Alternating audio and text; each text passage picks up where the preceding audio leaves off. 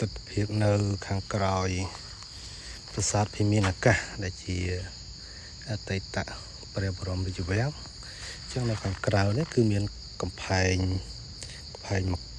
មួយមកទៅនេះកំផែងមួយទៀត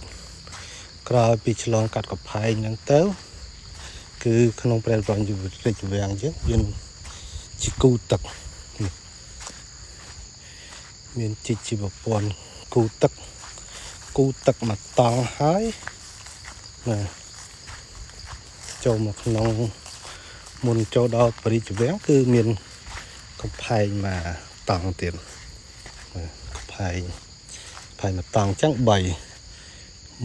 2គូទឹកហើយបានកំផែងមួយទៀត3កំផែង3ជាន់បានចូលមកដល់ក្នុងព្រះរាជវាំងឡើងយើងហៅប្រាសាទភិមានអាកាសនេះបានចូលមកដល់បរិវេណខាងមុខនោះគឺប្រាសាទភិមានអាកាសចឹងក្នុងបរិវេណទាំងអស់នេះគឺជាព្រះបរមរាជវាំងនៅសម័យអង្គរយើងនៅសល់តែស្លាកស្នាមចឹងព្រះរាជវាំងអាចកសាងពីឈើណាកសាងពីឈើហើយកំណល់ក្រមគឺយើងអាចធ្វើពីថ្មនៅសល់ស្លាកស្នាមថ្មខ្លះទិដ្ឋភាពនៅខាងក្រោយប្រាសាទភិមានអាកាសដែលជាអតីតព្រះបរមរាជវាំងអញ្ចឹងនៅខាងក្រៅនេះគឺមានកំផែងមួយ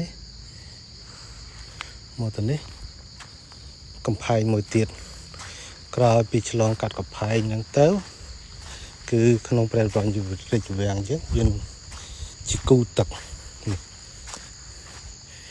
មានជីវព័ន្ធគូទឹកមកតង់ហើយណាចូលមកក្នុងមុនចូលដល់ព្រះរាជវាំងគឺមានកំផែងមកតង់ទៀតកំផែងមកតង់អញ្ចឹង3 1 2គូទឹកហើយបានកំផែងមួយទៀត3កំផែង3ជាន់បានចូលមកដល់ក្នុងព្រះរាជវាំងឡើងយើងហៅ